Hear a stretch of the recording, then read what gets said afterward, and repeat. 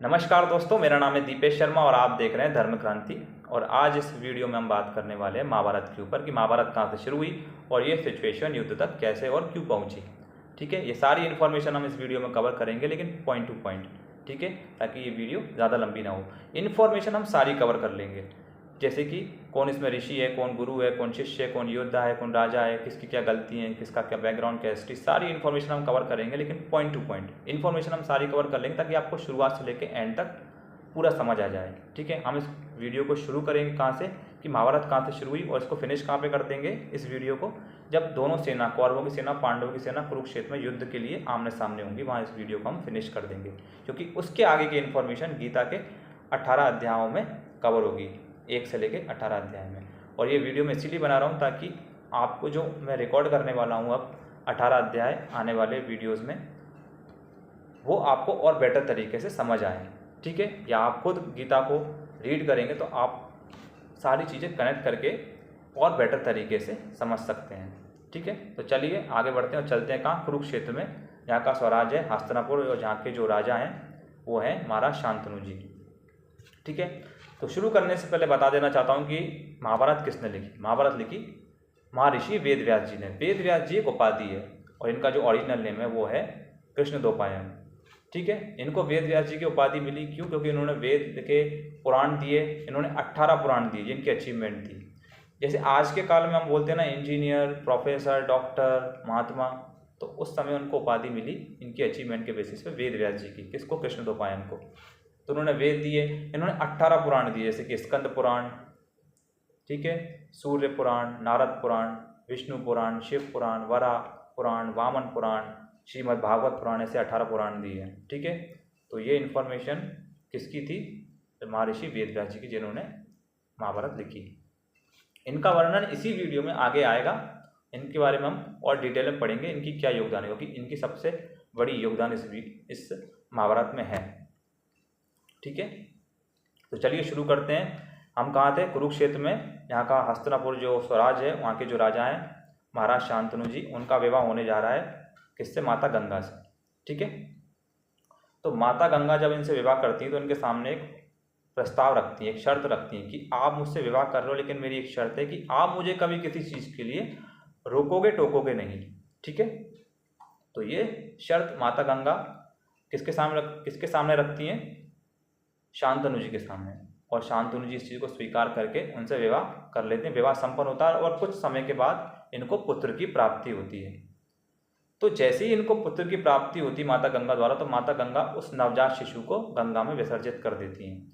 ये सारी घटनाएं महाराज शांतनु जी देख रहे हैं चुपके से, लेकिन कुछ कह नहीं पाते क्योंकि उन्होंने वचन दिया है। तो माता गंगा ऐसे अपने 7 नवजात शिशुओं को गंगा में विसर्जित कर देती हैं। सब देखते हैं महाराज शांतनु जी, पर कुछ कह नहीं पाते क्योंकि उन्होंने वचन दिया है। लेकिन जब माता गंगा 8वां नवजात शिशु गंगा में विसर्जित करती हैं, तब महाराज शांतनु जी उनको रोक देते हैं, उनको वहाँ पे टोक देते हैं कि आप ये अनर्थ कर रही हो, ये शिशु हत्या है। तब माता गंगा उनको कहती हैं कि ये सारे पुत्र ऋषि वशिष्ठ द्वारा शापित थे, मैंने इनको मुक्ति दी है। और ये कह के वो 8वां पुत्र महाराज शांतनु जी को सौंपती हैं और कहती हैं कि इसमें सारे 7 पुत्रों के अंश हैं। ये कह के वो अंतर्ध्यान हो जाती हैं, वो शरीर त्याग देती हैं। और वो जो 8वां पुत्र है उसका नाम होता है देवव्रत, जिसको हम जानते हैं गंगा पुत्र भीष्म पितामह जी के नाम से। ठीक है, इधर महाराज शांतनु जी चले जाते हैं माता गंगा के दुख में, उनके जाने के दुख में, तो उनके डिप्रेशन में रहते हैं लगभग 36 साल तक। और इधर देवव्रत बड़े हो जाते हैं, इनकी जो शिक्षा है, जो शास्त्र विद्या, अस्त्र शस्त्र विद्या, ये सब कंप्लीट हो जाती है। ठीक है, और इनके जो गुरु हैं वो हैं भगवान श्री परशुराम जी। ठीक है, इनके द्वारा इनको सारी शिक्षा मिलती है और ये युद्ध में बहुत निपुण होते हैं। ठीक है, तो अब जो महाराज शांतनु जी जो हैं वो 36 साल तक जो डिप्रेशन में रहते हैं, उनको प्रेम हो जाता है सत्यवती नाम की स्त्री से, और उनसे वो विवाह करने का प्रस्ताव उनके पिता के सामने रखते हैं जब, तो उनके पिता उनके सामने एक शर्त रख देते हैं कि जो भी संतान मेरी पुत्री द्वारा होगी वो ही राज सिंहासन पर बैठेगी, उसी का राज सिंहासन का अभिषेक हस्तिनापुर के लिए, राज शासन के लिए होगा, ऐसा कहके। उनसे एक शर्त रखते हैं, पर महाराज शांतनु इस चीज़ से इनकार कर देते हैं और कहते हैं मेरा जो पुत्र है देवव्रत वही उत्तरदायित्व है किसका, हस्तिनापुर के राज सिंहासन का। ठीक है, हस्तिनापुर का राज सिंहासन, ये आपको हाईलाइट कर रहा हूँ क्योंकि ये बहुत लंबा और आगे तक चलने वाला है। यही सबसे मोस्ट इम्पोर्टेंट है जिसकी वजह से पूरी महाभारत हो रही है। इसलिए आपको देखना है कि कौन इस राज सिंहासन पर बैठने वाला है। ठीक है, तो इसको इनकार करने का वो हस्तिनापुर वापस आते हैं, कौन, महाराज शांतनु जी, कि मैं ये नहीं कर सकता। पर वो दुख में रहते हैं, मतलब उनको उस चीज़ का, उनसे जो अट्रैक्शन होता है वो उस चीज़ को भूल नहीं पाते हैं और इस कारण वो बीमार पड़ने लगते हैं। कौन, महाराज शांतनु जी। तो जब भीष्म उनको देखते हैं इनकी हालत, उनकी जो स्वास्थ्य है वो ठीक नहीं है, तब महाराज शांतनु जी से भीष्म पूछते हैं कि मुझे बताओ पिताजी, आपकी ये स्वास्थ्य का कारण क्या है, आपका स्वास्थ्य खराब क्यों रह रहा है। पर वो बताते नहीं हैं। तो भीष्म है ना वहाँ के सेनापति से पूछते हैं, तब उन्हें बताते हैं कि ये एक धीवर परिवार की जो स्त्री हैं सत्यवती, उनके पिता के पास गए थे विवाह का प्रस्ताव लेके, और उन्होंने इनकार नहीं किया। उन्होंने एक शर्त रखी है कि उनकी जो पुत्री होगी उससे जो उनको पुत्र होगा वही राज सिंहासन पर बैठेगा हस्तिनापुर के, उसी का राजाभिषेक होगा। इसलिए ये विवाह नहीं कर पाए और ये परेशान है। तो ये सुन के भीष्म जाते हैं कहाँ, सत्यवती के पिता के पास, और उनको वचन देते हैं कि मैं आपको वचन देता हूँ कि आपकी पुत्री की जो भी संतान होगी मैं उसका राजाभिषेक खुद करूँगा। पर वो कहते हैं कि मुझे इस बात पे अभी विश्वास नहीं है। तब उनको विश्वास नहीं होता तो उस समय भीष्म जो है एक प्रतिज्ञा ले लेते हैं कि मैं पूरे गुरु और देवता और ऋषियों को साक्षी मान के ये प्रतिज्ञा लेता हूँ कि मैं जीवन भर विवाह नहीं करूँगा, मैं पूरे जीवन भर ब्रह्मचर्य का पालन करूँगा। ऐसा करके वो प्रतिज्ञा ले लेते हैं। ठीक है, तो जब वो प्रतिज्ञा लेते हैं तब वो सत्यवती के पिता मान जाते हैं और अपनी पुत्री को सौंप देते हैं विवाह के लिए। किससे, शांतनु जी से। तो भीष्म माता सत्यवती को स्वीकार करके हस्तिनापुर ले आते हैं, और जब हस्तिनापुर लेके आते हैं तो महाराज शांतनु जी ये देख के बहुत खुश होते हैं। पर वो ये पूछते हैं कि ये कैसे संभव हुआ। तब वहाँ के लोग बताते हैं कि भीष्म ने प्रतिज्ञा ले ली, और ये सुन के उनको बहुत दुख होता है, लेकिन उन्हें गर्व भी होता है कि मेरे पुत्र ने मेरे लिए ये सब किया। ठीक है, तब इस चीज़ से प्रसन्न होके महाराज शांतनु जी जो हैं भीष्म पितामह जी को, मतलब गंगापुत्र, उनके पुत्र को, खुद के पुत्र को वरदान देते हैं इच्छा मृत्यु का, कि तुम अपनी इच्छा से ही मरोगे, तुम्हें कोई नहीं मार सकता। ऐसे इच्छा मृत्यु का वरदान भीष्म पितामह जी को मिलता है। इधर महाराज शांतनु जी का विवाह संपन्न होता है माता सत्यवती के साथ, और कुछ समय के बाद इनको 2 पुत्र की प्राप्ति होती है, जिसमें से एक का नाम होता है चित्रांगद, दूसरे का नाम होता है विचित्रवीर्य। ठीक है, इन 2 पुत्रों के आने के बाद, मतलब ये थोड़े से बड़े हो जाते हैं, तो महाराज शांतनु जी का, ये पूरी तरीके से बड़े नहीं हुए दोनों पुत्र। ठीक है, महाराज शांतनु जी का इधर निधन हो जाता है, मतलब उनकी डेथ हो जाती है। किसकी, महाराज शांतनु जी की। अब ये सारी रिस्पॉन्सिबिलिटी जो है दोनों पुत्रों की, वो किसके ऊपर आती है, भीष्म जी के ऊपर और उनकी माता सत्यवती के ऊपर। तो इनका पालन पोषण, इनकी शिक्षा, इनका विवाह, इनका राज अभिषेक जो होना है आगे का, ये सारी चीज़ें इनके ऊपर आ गई है, भीष्म पितामह जी के ऊपर। ये सब देखते हैं। ठीक है, इनकी शिक्षा तो कंप्लीट होती है। तो जो चित्रांगद जो है, 2 पुत्र हैं, चित्रांगद और विचित्रवीर्य। चित्रांगद की मृत्यु हो जाती है। कैसे, एक गांधार चित्रांगद होता है, ये दूसरा चित्रांगद है, गांधार चित्रांगद। ये एक चेतावनी देता है, किसको, चित्रांगद को, ये बोल के कि मेरे जैसा नाम रखने के लिए पहले मुझसे युद्ध करना पड़ेगा और मुझे पराजित करना पड़ेगा मेरे जैसा नाम रखने के लिए। और वहाँ पे ऐसा रूल था कि जिसको युद्ध के लिए ललकारेगा उसको उससे लड़ना पड़ेगा। तो चित्रांगद का युद्ध होता है गांधार चित्रांगद से, और चित्रांगद की आती है मृत्यु। तो अब महाराज शांतनु जी का एक ही पुत्र बचा। महाराज शांतनु जी तो गए, उनके 2 पुत्र थे, उनमें से एक पुत्र भी गया, चित्रांगद। अब बचा कौन, विचित्रवीर्य। देखना अभी भी यही है, हाईलाइट मैंने क्या किया था, राज सिंहासन पे कौन बैठेगा, क्योंकि उन्होंने यही मांगा ना उनके पिता ने कि राज अभिषेक उसी का होना चाहिए। तो एक तो पुत्र तो गया, बचा दूसरा। तो चित्रांगद तो गया। अब विचित्र वीर का राजाभिषेक होता है, विचित्र वीर बनता है राजा हस्तिनापुर का। ठीक है। और कुछ समय बाद माता सत्यवती भीष्म से कहती हैं कि अब विचित्र वीर का विवाह करना है, तो भीष्म तुम इनका विवाह के लिए कन्या देखो। तो उस समय क्या होता था कि जैसे कोई विवाह समारोह होता था तो वहाँ के जो राजा होते थे वो प्रस्ताव भेजते थे अलग अलग राज शासनों में। तो वहाँ की जो रानियाँ होंगी वो वहाँ पे चुनौती के हिसाब से जो उनको वीर दिखेगा, वीर राजा दिखेगा, उसके गले में वर्णमाला डालेंगी। तो काशी के एक राजा थे, उनकी 3 पुत्री थीं, एक अम्बा, अंबिका और अम्बालिका। इन तीनों का विवाह समारोह होता है। ठीक है। तो इनका जो इनविटेशन होता है ना वो कहाँ नहीं जाता, हस्तिनापुर नहीं जाता। क्यों नहीं भेजते, ये जान करके नहीं भेजते, क्योंकि इनकी जो बहन थी, इनका विवाह प्रस्ताव जो था भीष्म के पास पहले जा चुका था और भीष्म ने इनकार कर दिया था। इस बात से इनका ईगो हर्ट हुआ, किसका, काशी के राजा का, और इन्होंने इस बार विवाह प्रस्ताव कहाँ नहीं भेजा, हस्तिनापुर नहीं भेजा। जबकि काशी के सेनापति ने कहा था कि ऐसा मत करो, क्योंकि वो भीष्म जो हैं वो बहुत बड़े योद्धा हैं, उनसे पंगा लेना सही नहीं है। लेकिन वो ईगो के कारण उन्होंने विवाह प्रस्ताव का जो इनविटेशन था वो नहीं भेजा। ठीक है। लेकिन भीष्म पहुंच जाते हैं वहाँ पे, कहाँ पे, काशी, वाराणसी।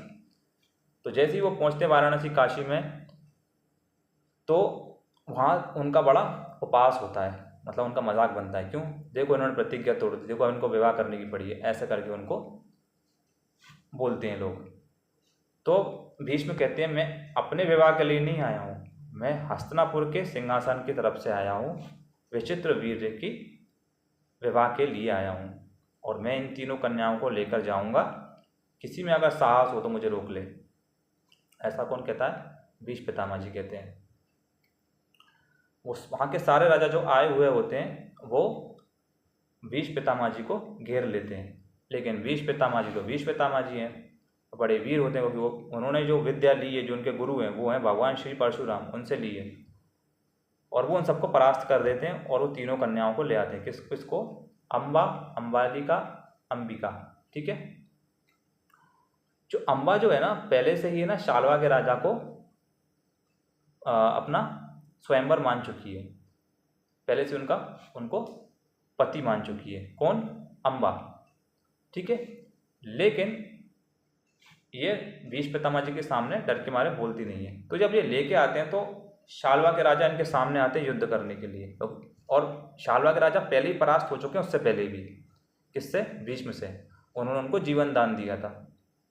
इस बार ऊपर सामने आते हैं, फिर से भीष्म पितामह जी जो हैं इनको परास्त कर देते हैं और उन तीनों कन्याओं को हस्तिनापुर ले आते हैं। जब वो हस्तिनापुर ले आते हैं तो तब उनसे अम्बा बोलती है सत्यवती जी के सामने कि माते, मेरा स्वयंवर शालवा के राजा से होना चाहिए, क्योंकि मैं उनको पहले ही अपना स्वयंवर मान चुकी हूँ। तब भीष्म कहते, तुमने मुझे ये पहले क्यों नहीं बोला, कि मैं आपसे भयभीत हो गई थी और इसलिए मैंने आपको नहीं बताया। तो उसको सम्मानजनक अम्बा को शालवा राज्य पहुंचाया जाता है। और अंबिका और अम्बालिका का विवाह विचित्र वीर से होता है। ठीक है, यहाँ तक क्लियर हुआ। तो अम्बा जो है शालवा के राजा जब जाती है, राजा के पास जब जाती है, तो वो इनकार कर देते हैं विवाह से, क्योंकि तुम्हें भीष्म जीत के लेके गए थे, उन्होंने मुझे जीवन दान दिया और तुम्हें भी दान दिया, तो वो उनको स्वीकार नहीं करते। किसको, अम्बा को। तो अम्बा अपना न्याय मांगने के लिए कहाँ आती, वापस हस्तिनापुर आती है। और हस्तिनापुर के राजा होते हैं विचित्र वीर, जिनका विवाह हुआ है किससे, अंबिका और अम्बालिका से। वो ये कहती है कि मुझे उन्होंने स्वीकार नहीं किया। अम्बा कहती है हस्तिनापुर में आके, किसके सामने, विचित्र वीर के सामने, जो उनके राजा हैं, वहाँ पे भीष्म बैठे हुए हैं। तो मुझे न्याय चाहिए कि अब भीष्म मुझसे शादी करें, मुझसे विवाह रचाएं। तब भीष्म बोलते हैं, मैं प्रतिज्ञा ले चुका हूँ, मैं तुमसे विवाह नहीं कर सकता। तो उसका अपमान होता है और वो वहाँ से चली जाती, मतलब उसको न्याय नहीं मिलता। ठीक है। और जो अम्बा है ना, यही मृत्यु का कारण बनेगी आखिरी में। किसका? भीष्म पितामह जी का। ये हम आगे डिस्कस करेंगे, ठीक है। तो अब चलते हैं कहाँ पे? विचित्रवीर्य पे, जिसका विवाह हो चुका है उन दो रानियों से। किन किन से? अम्बा से और अम्बालिका से। लेकिन कुछ समय के बाद विचित्रवीर्य का हो जाता है निधन, मतलब उसकी मृत्यु जाती है किसी बीमारी के कारण। तो अब हम फिर उसी बात पे आते हैं कि राज शासन के लिए जो बात की थी कि मेरी पुत्री के दो पुत्र, जो भी संतान होगी वो राज सिंहासन में बैठेगी। एक तो चित्रांगद गया और विचित्रवीर्य भी गया बीमारी से। एक युद्ध में मारा गया, एक बीमारी से गया, ठीक है। तो देखो क्या हुआ। और अब किसको मिलता है राज सिंहासन? तो अब उसके जाने के बाद माता सत्यवती जो है भीष्म से कहती हैं कि अब उत्तरदायित्व कौन है आने वाले राज शासन का। और दो जो विधवाएं हैं, कौन कौन? अंबिका और अम्बालिका, इनका क्या होगा? अब इधर एंट्री होती है महर्षि वेदव्यास जी की, ठीक है। वो कैसे? क्योंकि माता सत्यवती पहले भीष्म को बोलती हैं कि आप आगे कदम बढ़ाएं पुत्र प्राप्ति के लिए, आप कर सकते हैं ऐसा। क्योंकि तो भीष्म पितामह जी बोल देते हैं कि मैं तो पहले से प्रतिज्ञा ले चुका हूँ, मैं ब्रह्मचर्य हूँ, तो मैं तो ये नहीं कर सकता, लेकिन मैं हस्तिनापुर के राज शासन के लिए, सुरक्षा के लिए हमेशा खड़ा रहूँगा। तब माता सत्यवती बोलती हैं कि आप फिर व्यास जी से जाके मिलिए। तो बोलते हैं ऐसा क्या, मतलब व्यास जी से क्यों मिलना है? आप उनसे मिलेंगे तो आपको समझ आ जाएगा कि क्यों मिलना है उनसे। तो जब महाराज नहीं भीष्म पितामह जी जो हैं वो किससे मिलते हैं? वेद व्यास जी से। तो अब वेद व्यास जी बताते हैं कि उनका जन्म कैसे हुआ। अब आती है उनकी कहानी। तो वेद व्यास जी का जन्म होता है महर्षि पाराशर द्वारा।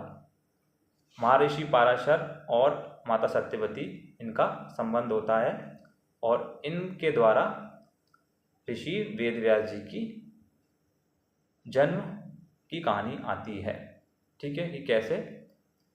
कृष्ण द्वैपायन, जिनका जो ओरिजिनल नेम है, वो इनका जन्म कैसे हुआ। तो कृष्ण द्वैपायन जो है वो महर्षि पाराशर के पुत्र हैं और माता सत्यवती के भी पुत्र हैं। तो माता सत्यवती और ऋषि पाराशर जी इनके माता पिता हैं। किसके? वेद व्यास जी के, जिनका ओरिजिनल नाम है क्या? कृष्ण द्वैपायन। तो भीष्म बोलते हैं, भीष्म सारी कहानी सुन ली कि उनका जन्म कैसे हुआ। उन्होंने बता दिया कि मेरा जन्म ऐसे हुआ कि ऋषि पाराशर जी के द्वारा और माता सत्यवती के द्वारा मैं धरती पे आया, ये बताया उन्होंने। तो वो कहते हैं कि आपको माता, आपकी जो माता है सत्यवती, उन्होंने आपको बुलाया है हस्तिनापुर में, आपको लेने आया हूँ, ये कह के उनको वो ले जाते हैं। तो जब वो हस्तिनापुर जाते हैं तो माता सत्यवती कहती हैं कि पुत्र तुम्हें अपना कर्तव्य निभाना है, हमें राज शासन के लिए पुत्र की प्राप्ति करना है, पुत्र चाहिए। और जो दोनों उनकी जो वधू हैं, जो भी उनकी बहू हैं, अंबिका और अम्बालिका, उनके द्वारा पुत्र चाहिए। तो अब महर्षि वेद व्यास जी कक्ष में जाते हैं। किसके? अंबिका के कक्ष में। तो जब अंबिका के कक्ष में जब वो जाते हैं तो अंबिका उनको देख के डर जाती है और आंखें बंद कर लेती है। तो वेद व्यास जी वापस आते हैं उनके कक्ष से और माता सत्यवती से कहते हैं कि वो बहुत, अंबिका जो है वो बहुत डर गई थी और उसने अपने नेत्र बंद कर लिए, इसलिए संतान जो है वो नेत्रहीन होगी, ठीक है। तो माता सत्यवती भी दुखी हो जाती हैं सुन के और ये बोलती हैं कि मैं अंबिका को समझा दूंगी। वो अंबिका को समझाती हैं। और जब वेद व्यास जी जब हैं, जब अम्बालिका को समझा दूंगी, माता सत्यवती कहती हैं मैं अम्बालिका को समझा दूंगी। दो वधू हैं, अंबिका और अम्बालिका। अम्बालिका के पुत्र के कक्ष से जब आते हैं वेद व्यास जी, तो उसने क्या करा, उनको देख कर डर गई और नेत्र बंद कर लिए। किसने? अंबिका ने। ये कहानी किसको बता रहे हैं? वो सत्यवती को। सत्यवती माता क्या कहती हैं कि मैं अम्बालिका को समझा दूंगी, जो उनकी दूसरी बहू है। तो जब वेद व्यास जी अम्बालिका के कक्ष में जाते हैं तो वो भी उनको देख के घबरा जाती है, लेकिन नेत्र बंद नहीं करती है। और ऋषि वेद व्यास जी जब वापस आते हैं उनके कक्ष से और ये बात उनको बताते हैं माता सत्यवती को कि वो भी घबरा गई थी, लेकिन इस बार जो पुत्र जो होगा वो थोड़ा कमज़ोर होगा, उसको कोई ना कोई रोग रहेगा, ये बोलते हैं। तो माता सत्यवती बोलती हैं कि ठीक है, एक और प्रयास करते हैं। तो इस बार क्या होता है कि अंबिका और अम्बालिका दोनों आपस में डिस्कशन करती हैं कि मुझे उनसे घबराहट होती है, उनसे डर लगता है। यही अम्बालिका उनसे कहती है मैं भी नहीं जाऊंगी, वो एक दूसरे को बोलती है कि तुम चली जाओ, तो मैं भी नहीं जाऊंगी, वो बोलती है तुम चली जाओ, तो मैं भी नहीं जाऊंगी। दोनों में से कोई नहीं जाता, तो वो क्या करते हैं, दोनों क्या करती हैं, प्लानिंग करती हैं कि एक दासी को भेज देते हैं। किसके कक्ष में? वेद व्यास जी के कक्ष में। तो जैसे ही वो वेद व्यास जी के कक्ष में जाती है वो दासी, वो उनको देख के घबराती नहीं है, वो नॉर्मल रहती है। और वेद व्यास जी अपने कक्ष से बाहर आते हैं, माता सत्यवती को बताते हैं कि उन्होंने इस बार एक दासी को भेज दिया, लेकिन उसके द्वारा जो पुत्र होगा वो बहुत विद्वान, बहुत गुणीवान होगा, और वो बहुत चतुर होगा और बहुत निपुण होगा, धर्म के प्रति भी बहुत अच्छा होगा वो, ऐसा उन्होंने उनको बताया। ठीक है, तो अब 3 पुत्र होने हैं, अंबिका के द्वारा, अम्बालिका के द्वारा और उस दासी के द्वारा। तो अंबिका जिसने नेत्र बंद कर लिए थे, उसके द्वारा जो पुत्र होता है उसका नामकरण होता है धृतराष्ट्र, जो कि नेत्रहीन होता है। दूसरी जो अम्बालिका है उसके द्वारा जो पुत्र होता है वो होता है पांडु। ठीक है, और तीसरी जो दासी है उसके द्वारा जो पुत्र होता है उसका नाम होता है विदुर। ठीक है, अब जो दोनों पुत्र हैं, एक तो दासी का पुत्र है, लेकिन पुत्र दो कौन से हैं जो राज शासन के लिए एलिजिबल है, वो हैं धृतराष्ट्र और पांडु। अब इनकी शिक्षा, इनका पालन पोषण होता है, इनकी शास्त्र विद्या, शस्त्र विद्या, अस्त्र विद्या सब होती है। अब इनका राज्याभिषेक होना है। तो जो पांडु हैं वो अस्त्र शस्त्र विद्या में बहुत निपुण होते हैं, और जो धृतराष्ट्र है वो बहुत बलवान होता है, उसके हाथों में, भुजाओं में बहुत ताकत होती है कि वो एक चट्टान को भी अपने हाथों से तोड़ सकता है। तो अब ये डिस्कशन हो रहा है, वहाँ पे भीष्म पितामह जी हैं, माता सत्यवती हैं, और दोनों पुत्र हैं धृतराष्ट्र और पांडु, और विदुर भी हैं, कि अब राज शासन पे कौन बैठेगा, किसका राज्याभिषेक होगा। अभी वही लाइन आ गई फिर से, कौन सी, राज सिंहासन पे कौन बैठेगा। ठीक है, चलिए, तो भीष्म बोलते हैं कि बड़े पुत्र का जो राइट्स है, जो राइट जो है वो बड़े पुत्र का है, तो धृतराष्ट्र को राज शासन पे बैठना चाहिए। लेकिन इधर विदुर जो हैं वो ऑब्जेक्शन उठाते हैं कि मुझे नहीं लगता कि ये निर्णय सही है, क्योंकि विदुर जो कहते हैं वो ये कहते हैं कि धृतराष्ट्र जो हैं वो नेत्रहीन है, वो डिसेबल है एक तरीके से, तो मुझे नहीं लगता कि वो राज शासन इतने बेटर तरीके से संभाल पाएंगे। ये सुनकर धृतराष्ट्र को थोड़ा सा ऑड लगता है, थोड़ा सा हर्ट होता है। तो फाइनली डिस्कशन होता है, उससे ये निकल के आता है कि राज शासन पे कौन बैठेगा, वो बैठेंगे पांडु। तो पांडु का राज्याभिषेक होता है और वो बनते हैं हस्तिनापुर के राजा।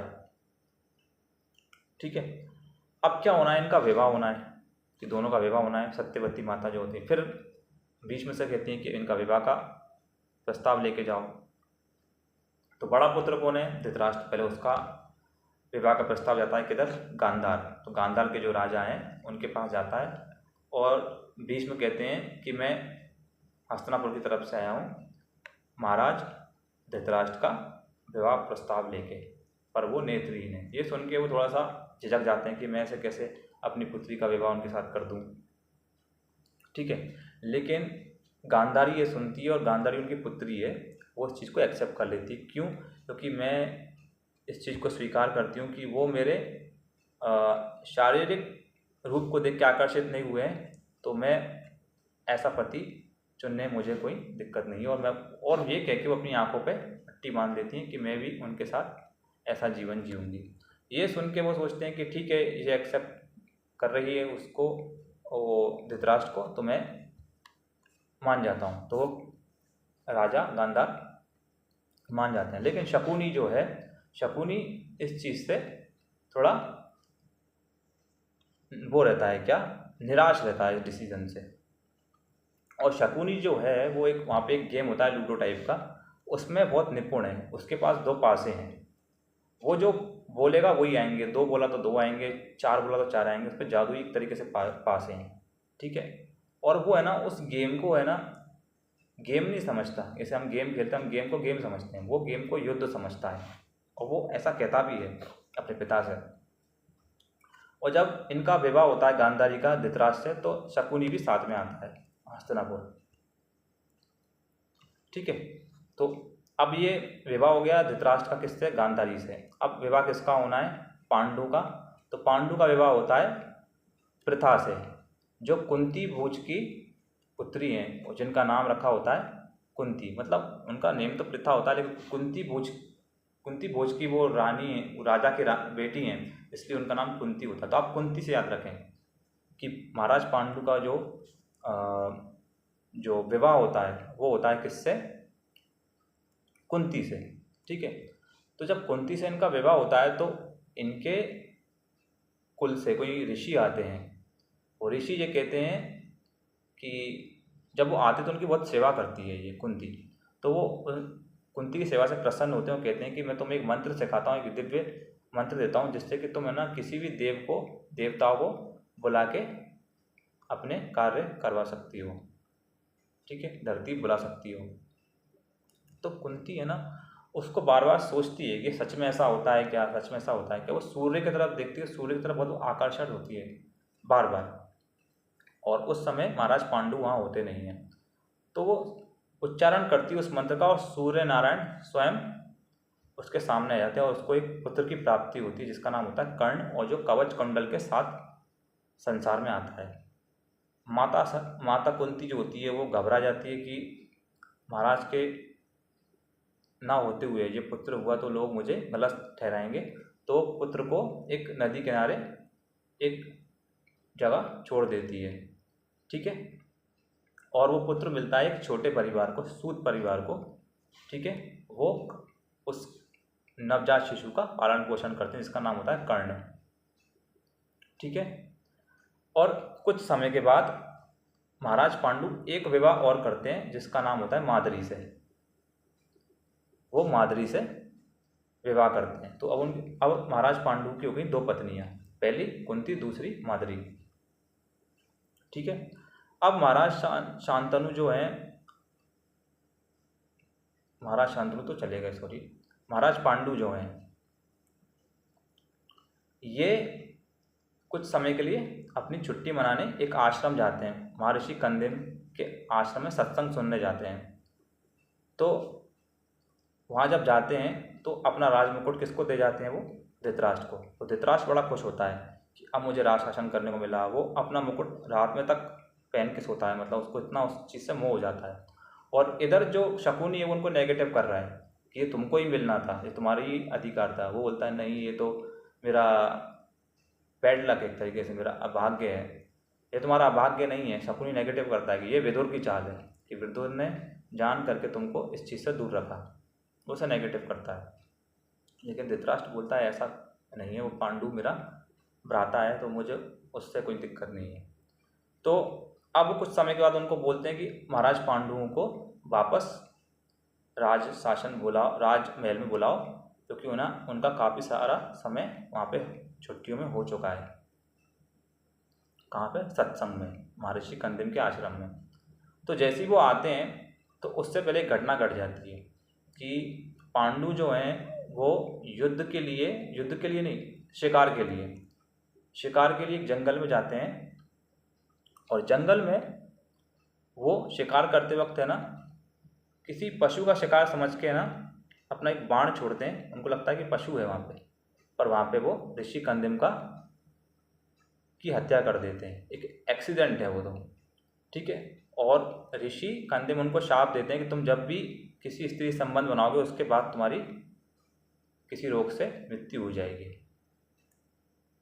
ये सुनकर वो बहुत दुखी होते हैं और अपनी दोनों पत्नियों से कहते हैं, दोनों रानियों से, कुंती और माद्री से, कि मुझसे बड़ी घटना हो गई। मैंने जो शिकार करने गया उस शिकार के कारण महर्षि कंदिम की हत्या हो गई मेरे द्वारा, मुझे इसका बहुत बड़ा सदमा लगा है। तो वो कहती हैं कि ये एक एक्सीडेंट है। लेकिन वो जब महल आते हैं तो अब उनको राजमुकुट वापस मिलता है। किसको, महाराज पांडुओं को।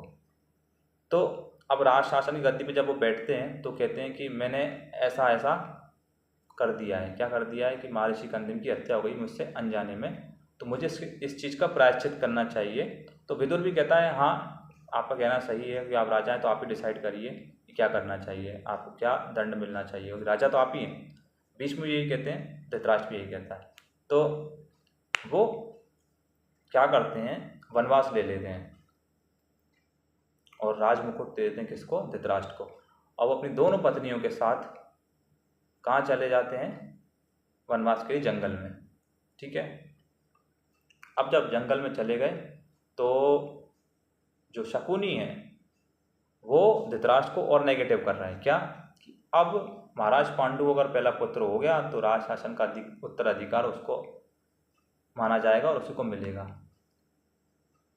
और धृतराष्ट्र अब इस बात से चिंतित है कि मेरा तो अभाग्य है, मैं पहले ऐसा पैदा हुआ नेत्रहीन, और अगर मेरा पहला पुत्र नहीं हुआ तो ये फिर से छिन जाएगा। तो होता वही है, मैंने बोला ना, हाईलाइट क्या करना है हमको, राज सिंहासन हस्तिनापुर का। तो महाराज पांडु को जो है पहला पुत्र प्राप्त होता है कुंती द्वारा, जिसका नाम होता है युधिष्ठिर। और ये सुनकर अब वो धृतराष्ट्र और घबरा जाता है और इनसिक्योर हो जाता है। और धृतराष्ट्र को फिर कुछ समय बाद पुत्र होता है जिसका नाम होता है दुर्योधन। और महाराज पांडु को दूसरा पुत्र होता है भीम कुंती द्वारा, और तीसरा पुत्र होता है इंद्र द्वारा जिसका नाम होता है अर्जुन। तो कुंती के 3 पुत्र हुए और माद्री के द्वारा 2 पुत्र होते हैं, नकुल और सहदेव। तो टोटल 5 पुत्र हुए, 5 पांडव हुए। महाराज पांडु के 5 पुत्र हुए, 5 पांडव। ठीक है, और इधर महाराज पांडु की रोग से मृत्यु हो जाती है, कि उन्होंने स्त्री के साथ संबंध बनाया, ऐसा उनको शाप था। ठीक है, और इधर जो धृतराष्ट्र है उसके भी कई सारे पुत्र होते हैं, लगभग 100 पुत्र होते हैं उसको, पर एक एक करके। ठीक है, मैंने एक बार में बता दिया आपको, टोटल 100 पुत्र होंगे और अभी हुए नहीं हैं। अभी दुर्योधन हुआ है और थोड़े 2-3 पुत्र और हुए हैं। और साथ ही साथ इधर एक शिशु ने और जन्म लिया है, वो हैं गोकुल के भगवान श्री कृष्ण। तो गोकुल में माता देव के द्वारा एक जन्म और हुआ है, वो हुआ है भगवान श्री कृष्ण का जन्म।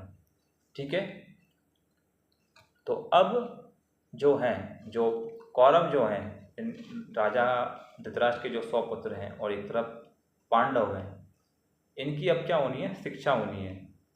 ठीक है, और इनको शिक्षा कौन देगा, गुरु द्रोणाचार्य। गुरु द्रोणाचार्य जो हैं, इनका जो पुत्र है वो है, इसका नाम है अश्वत्थामा। ठीक है, इनका जो विवाह हुआ है वो हुआ है किससे, कृपाचार्य की बहन से। कृपाचार्य कौन है, इनका नाम एक तरीके से कृपा होता है, उनकी बहन का नाम होता है कृपी। ठीक है, तो इनकी जो बहन है कृपी, उनका विवाह किससे हुआ है, द्रोणाचार्य से। तो कृपाचार्य कुलगुरु हैं हस्तिनापुर के, और द्रोणाचार्य जो हैं वो हैं ये शस्त्र विद्या देने के गुरु हैं, मतलब शिक्षा वाले जो गुरु होते हैं वो गुरु हैं, और ये कुल गुरु हैं कौन, कृपाचार्य। तो कृपाचार्य और द्रोणाचार्य आपस में रिलेटिव हुए, क्यों, क्योंकि कृपाचार्य गुरु द्रोणाचार्य के साले हैं। ठीक है, और इनको शिक्षा कौन दे रहा है, द्रोणाचार्य। इनको पांडवों को और कौरवों को, क्योंकि इनका काम है क्षत्रियों को शिक्षा देना, धनुर्विद्या सिखाना। ठीक है, ऐसा। इधर जो उनका फेवरेट स्टूडेंट जो है द्रोणाचार्य का, वो है अर्जुन। ठीक है, अर्जुन बहुत निपुण है धनुर्विद्या में, इसलिए वो उनका फेवरेट है। ठीक है, और इधर एक एकलव्य करके जो है वो गुरु द्रोणाचार्य के पास आता है विद्या लेने, और गुरु द्रोणाचार्य उसको मना कर देते क्योंकि वो क्षत्रिय नहीं है और छोटे परिवार से। पर गुरु द्रोणाचार्य की वो अपनी एक स्टैचू तैयार करके, उनका एक पुतला तैयार करके, उनकी प्रतिमा तैयार करके विद्या लेना चालू कर देता है, और देखते हैं कि वो अर्जुन से भी ज़्यादा निपुण है। अर्जुन तो उनके सामने कुछ भी नहीं है। तो ये देख के उनको थोड़ा सा ठीक नहीं लगता, तो वो कहते हैं मैं तुम्हारी ये शिक्षा से प्रसन्न हुआ, तुम्हारी ये गुरु भक्ति से ही प्रसन्न हुआ, तो मुझे गुरु दक्षिणा दोगे। जबकि उन्होंने कोई शिक्षा नहीं दी है। तो उन्होंने गुरु दक्षिणा मांगी, उससे क्या मांगा कि तुम मुझे अपना अंगूठा काट के दे दो। तो एकलव्य ने अपना अंगूठा काट के गुरु द्रोण के चरणों में अर्पित कर दिया। ये मैं क्यों बता रहा हूँ, इस ध्यान रखना है आपको पॉइंट टू पॉइंट कि किसकी क्या भूमिका है, कौन गुरु, कौन शिष्य, कौन राजा, किसने क्या गलतियाँ करी, किसका क्या योगदान है, सब समझ आएगा जब युद्ध होगा तो। ठीक है। और इधर कर्ण भी अपनी शिक्षा के लिए आता है गुरु द्रोण के पास, तो गुरु द्रोण उसको ही मना कर देगा क्योंकि तुम सूत पुत्र हो, तुम एक छोटी जाति से हो। तो कर्ण जाता है भगवान श्री परशुराम जी के पास विद्या लेना, लेकिन वो झूठ बोलता है। भगवान श्री परशुराम जी उसको विद्या देते हैं, ब्रह्मास्त्र देते हैं, लेकिन जब उन्हें पता चलता है कि उसने मुझे झूठ बोला, वो क्षत्रिय नहीं है, तो भगवान परशुराम जी उसको शाप देते हैं कि तुम्हें अपनी विद्या की ज़रूरत सबसे ज़्यादा होगी ना जिस समय, तुम उसी क्षण अपनी विद्या भूल जाओगे। ठीक है, ये पॉइंट आपको याद रखना है। ठीक है। तो अब जो कौरव जो हैं और जो पांडव हैं, ये आपस में इनकी बनती नहीं है, लेकिन कौरव जो हैं ये अत्याचार करते हैं पांडवों के ऊपर। कई बार भीम को जहर देने की कोशिश करी, आगे इनको जलाने की कोशिश भी करी, मतलब उन पर बहुत अत्याचार किया। बचपन से ही इनको पसंद नहीं करते थे, क्योंकि शकुनी जो है इनके कान भरता था सबके, स्पेशली किसके, दुर्योधन के। ठीक है। तो अब जो पांडव है ना, एक बहुत बड़ा सम्राट जैसा एक महल बनाते हैं जिसका नाम होता है इंद्रप्रस्थ, बहुत शानदार। ठीक है। और दुर्योधन और कौरव इसी को लेके इनसे जलते हैं कि ये लोग आगे तरक्की कर रहे हैं, इनका तो वजूद ही नहीं होना चाहिए, ऐसी इनकी थिंकिंग थी। और इधर दुर्योधन देखता है कि कर्ण का जब वो देखता है कि उसकी जो स्किल्स देखता है, उसका जो टैलेंट देखता है, तो उसको अपनी टीम में ले लेता है, क्योंकि उसे किसी ने सम्मान नहीं दिया, कर्ण को किसी ने एक्सेप्ट नहीं किया, लेकिन दुर्योधन ने उसको एक्सेप्ट किया सिर्फ अपने फ़ायदे के लिए, और उसको एक छोटा सा राज्य दे देता है, और उसको एक उपाधि मिल जाती है अंगराज कर्ण की, दुर्योधन द्वारा। ठीक है। तो अब शकुनी क्या कहता है कि इनका इंद्रप्रस्थ अगर सबको छीनना है ना, शकुनी दुर्योधन के कान भरता है, तो उनको अपन उस गेम के लिए बुलाते हैं। ठीक है, जुआ खेलने के लिए एक तरीके से, और ये गेम सोच के आ जाते हैं, चलो ठीक है इनके साथ गेम खेलेंगे। तो इनके लिए गेम के लिए एक चैलेंज रख देते हैं कि आओ हमारे साथ गेम खेलो, गेम ही तो है, क्या है उसमें। पहले तो ये मना करते हैं, लेकिन वो इन्फ्लुएंस करके उनको ले आते हैं। कहाँ पे, हस्तिनापुर में ही है वो भी, लेकिन उनके राज शासन में ले आते हैं। तो जब ये गेम खेलते हैं तो छोटी छोटी चीज़ें हारते हैं, घोड़े हार गए, सोना हार गए, थोड़ा सा राजपाट हार गए, सैनिक हार गए, और ऐसे कर करके पूरा इंद्रप्रस्थ हार जाता है। कहते हैं ना कि जब छोटा सा लॉस होता है, उस लॉस को कवर करने के लिए एक बड़ा लॉस हो जाता है, वैसी ही इनकी सिचुएशन होती है। और ये धीरे धीरे करके जो युधिष्ठिर जो है, अच्छा इसमें जो पासे फेंक रहा है वो शकुनी, वो दोनों तरफ से पासे फेंक रहा है, वो दुर्योधन की तरफ से ही पासे फेंक रहा है, और पांडवों की तरफ से भी, मतलब युधिष्ठिर की तरफ से ही पासे फेंक रहा है, मतलब जो वो बोलता है वही पासे आते हैं।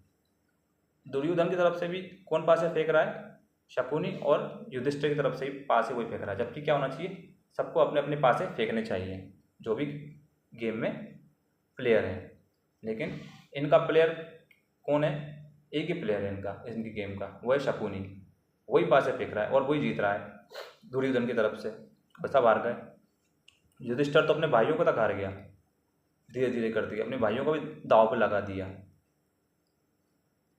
फिर कुछ उनको सूझबूझ नहीं पड़ती, और वो कहते हैं हम सब हार गए, अब हमें जाने दो, अब तुम्हारे दास हो, तुम अभी भी एक चीज़ लगा सकते हो। और बोलते हैं हमारे पास कुछ बचा ही नहीं, तुम अपनी पत्नी को दाव पे लगाओ। ये सुन के भीम को आ जाता है गुस्सा, वो रोकता भी है, अर्जुन भी उनको रोकता है युधिष्ठिर को, लेकिन वो नहीं मानते, वो द्रौपदी को भी दाव पे लगा देते हैं, वो द्रौपदी को भी हार जाते हैं। और तब दुर्योधन कहता है कि जा दुशासन उस पांचाली को केश पकड़ के भरी सभा में पेश कर। और जो भगवान श्री कृष्ण जो हैं वो इन दोनों के एक तरीके से कज़न भाई हैं, क्योंकि कुंती बुआ जो कृष्ण भगवान है उनकी बुआ हैं, कृष्ण भगवान की जो कुंती माता जो है इनकी, वो इनकी बुआ हैं। तो पांचाली भी इनको अपना भाई मानती है, इनको सखा मानती है एक तरीके से, सखा।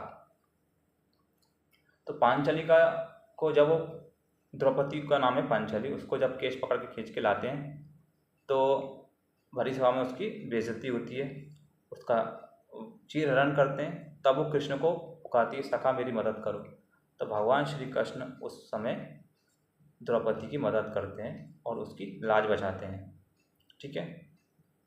और तब दुर्योधन कहता है कि आ मेरी जंगा पे बैठ। तो भीष्म भीष्म कह रहा हूँ, भीम बोलता है कि दुर्योधन तुझे गलत कर रहा है, मैं एक दिन तेरी ये जंगा तोड़ूंगा। ये सब होने के बाद इनको क्या होता है कि इनको है ना 13 वर्ष का वनवास मिलता है पांडवों को, क्योंकि ये हार चुके हैं सब कुछ, छल से हराया है इनको, सब कुछ हार चुके हैं। और इनको है ना 13 वर्ष का वनवास मिला है, जिसमें कि 1 साल का अज्ञातवास है। ठीक है, 1 साल का अज्ञातवास है। अगर ये कहीं पे दिखाई दिए गए तो इनको फिर से ये रिपीट करना पड़ेगा 13 साल का वनवास। तो ये होने के बाद कि उनको वनवास हुआ है, और द्रौपदी प्रतिज्ञा लेती है कि जब भी हमारा वनवास कंप्लीट होगा हम वापस आएंगे और तुमसे युद्ध करेंगे, और दुशासन के लहू से मैं अपने केश दूंगी। और भीम बोलता है कि मैं तेरी जंगा तोड़ूंगा। ऐसा एक भीषण युद्ध होगा, ऐसा बोलते हैं वो। तो ये युद्ध करने के लिए ना अब इनको छुप के रहना पड़ता है, क्योंकि कहीं दिखाई गए अज्ञातवास में तो फिर से इनको भुगतना पड़ेगा, वही 13 साल का रिपीट होगा वनवास। तो ये लोग क्या करते हैं, अपना वेश बदल के, जैसे कि युधिष्ठिर जुआ सिखाने का काम चालू करता है एक राजशासन में। जो अर्जुन है वो एक महल में जाके रानियों का दासी बन जाता है वेश बदल के। द्रौपदी भी अपना ब्यूटी पार्लर जैसा कुछ काम चालू कर देती है। भीम खाना पकाने का काम चालू कर देता है। और ऐसे नकुल सहदेव ये सब अपना अपना काम पकड़ लेते हैं। तो जब इनका अज्ञातवास भी कंप्लीट हो जाता है तब ये रिटर्न आते हैं और कहते हैं कि अब युद्ध होगा, युद्ध प्रस्ताव जाना चाहिए। कहाँ पे? हस्तिनापुर में कौरवों से हम युद्ध करेंगे। तो भगवान श्री कृष्ण, अब यहाँ पे बहुत इंपॉर्टेंट पॉइंट आएगा, ये सुनना आपको बहुत ज़रूरी है, क्योंकि कई सारे लोग ये कहते हैं कि भगवान श्री कृष्ण की वजह से युद्ध हुआ। तो ये क्लियरिटी अब आएगी आपको। तो भगवान श्री कृष्ण ने पांचाली और पांडवों से कहते हैं कि ये युद्ध मत करो, क्योंकि इस युद्ध में बहुत भीषण लोगों की हत्याएं होने वाली है, बहुत भीषण युद्ध हो जाएगा, ये बहुत अनर्थ हो जाएगा। लेकिन ये लोग प्रतिज्ञा ले चुके हैं। तो अब कृष्ण ये बोलते हैं ठीक है, मैं शांति दूत बन के हस्तिनापुर जाऊँगा और शांति प्रस्ताव लेके अगर मैं आया तो तुम्हें ये युद्ध रोकना पड़ेगा। तो युधिष्ठिर कहते हैं ठीक है। भगवान श्री कृष्ण जाते हैं कहाँ? हस्तिनापुर।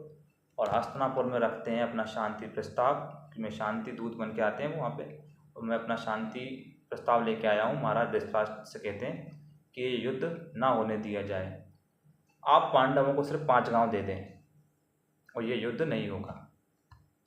पर दुर्योधन ये चीज़ नहीं मानता। अब ये कायदे से ये चीज़ किसको माननी चाहिए थी? ये माननी चाहिए धृतराष्ट्र को, क्योंकि धृतराष्ट्र राजा है, इसमें दुर्योधन अभी राजा नहीं है। ये डिसीजन क्यों ले रहा है, ये मैं अपनी तरफ से ऐड कर रहा हूँ, ठीक है ना। तो दुर्योधन इस चीज़ को डिनाई कर देता है कि 5 गांव को छोड़ो, मैं एक सुई की नोक के बराबर भी इनको भूमि की जमीन ना दूँ, इतनी सी भी भूमि ना दूँ। कितनी सी भूमि? सुई की नोक के बराबर। तो ये सुन के भीष्म पितामह जी उसको रोकते हैं दुर्योधन को कि दुर्योधन तुम क्या अनर्थ कर रहे हो ये। तो वहाँ श्री कृष्ण भगवान अपना, और वो है ना दुर्योधन क्या करता है, भगवान श्री कृष्ण को बंदी बना लेता है कि बंदी बना लो इस ग्वाले को। और जैसे वो बंदी बनाते हैं तो भगवान श्री कृष्ण अपना विराट रूप, महाकाल रूप दिखाते हैं, सब कांप जाते हैं, सबको डर लगता है वहाँ पे, लेकिन किसी के समझ नहीं आता वो सब। और वो शांति प्रस्ताव रखा नहीं होता और वो सिचुएशन युद्ध तक पहुँच जाती है। और भगवान श्री कृष्ण बोलते हैं कि मैं युद्ध में रहूँगा और यहाँ पे छल भी होगा और धर्म भी होगा, धर्म के लिए छल भी होगा। ये कौन कहता है? कृष्ण भगवान। किससे? शकुनी से, क्योंकि शकुनी बोलता है कि छल से नहीं होना चाहिए, तो धर्म के लिए अगर छल करना पड़ो तो छल भी होगा। ठीक है, ये कृष्ण भगवान कहते हैं। और कृष्ण भगवान एक प्रतिज्ञा लेते हैं कि मैं अस्त्र शस्त्र नहीं उठाऊंगा पूरे युद्ध में। और भगवान श्री कृष्ण बोलते हैं कि ये युद्ध तो होगा, अवश्य होगा, और आखिरी में सबको धर्म जरूर दिखाई देगा। तो भगवान श्री कृष्ण अर्जुन और दुर्योधन को बुलाते हैं किस चीज़ के लिए? नारायणी सेना के लिए, क्योंकि नारायणी सेना बहुत पावरफुल सेना है कृष्ण भगवान की। अब दुर्योधन क्या सोचता है कि मैं ही पहले नारायणी सेना मांग लूँ। तो जब वो नारायणी सेना मांगने जाता है भगवान श्री कृष्ण से, तो अर्जुन वहाँ पहले से बैठा हुआ होता है उनके चरणों में। तो भगवान श्री कृष्ण अर्जुन से कहते हैं, बताओ अर्जुन तुम्हें क्या चाहिए, मैं या मेरी नारायणी सेना? तो अर्जुन बोलता है, मुझे तो सिर्फ आप ही चाहिए, मैं आपकी नारायणी सेना क्या करूँगा, आप सब कुछ हो मेरे लिए। तो ये सुन के दुर्योधन खुश होता और कहता है कि आपने जब अर्जुन को नारायणी सेना दे ही दी है तो मैं फिर आप खुद अर्जुन के साथ हो तो नारायणी सेना मैं ले लेता हूँ। तो ये सुन के भगवान श्री कृष्ण बड़े मनी मन मुस्काते हैं और कहते हैं, ठीक है ये दुर्योधन तुम ले लो। और दुर्योधन जाता है हस्तिनापुर, अपने शकुनी मामा से कहता है कि मैंने श्री कृष्ण से उनकी नारायणी सेना ले ली। वो मूर्ख अर्जुन तो भगवान श्री कृष्ण से उनके चरणों में बैठ के उन्हीं को मांग लिया पहले ही। तो शकुनी कहते हैं कि मूर्ख दुर्योधन तुम हो, वो कृष्ण हैं, तुम उनकी लीला और उनके माया को नहीं समझते। तो ऐसे ये सिचुएशन अब जो कहाँ आ गई है, कुरुक्षेत्र में। यहाँ पे कौरवों की सेना और पांडवों की सेना आमने सामने है और अब यहाँ पे होगा युद्ध। और इसके आगे कहानी हम कवर करेंगे गीता के अध्यायों में। ठीक है, यहाँ तक आपको समझ आया? आपको कोई भी डाउट है आप कमेंट में पूछिए, हम उसमें डिस्कस करेंगे। ठीक है, तो अब सेना पहुँच चुकी है कहाँ पे? कुरुक्षेत्र के युद्ध मैदान में। ठीक है, इसके आगे का वर्णन हम गीता के अध्याय में करेंगे जो 1 से लेके 18 अध्याय है। ठीक है, तो आपने अपना समय दिया, कीमती समय, और ये पूरा 45-48 मिनट का आपने जो वीडियो सुना उसके लिए आपका धन्यवाद।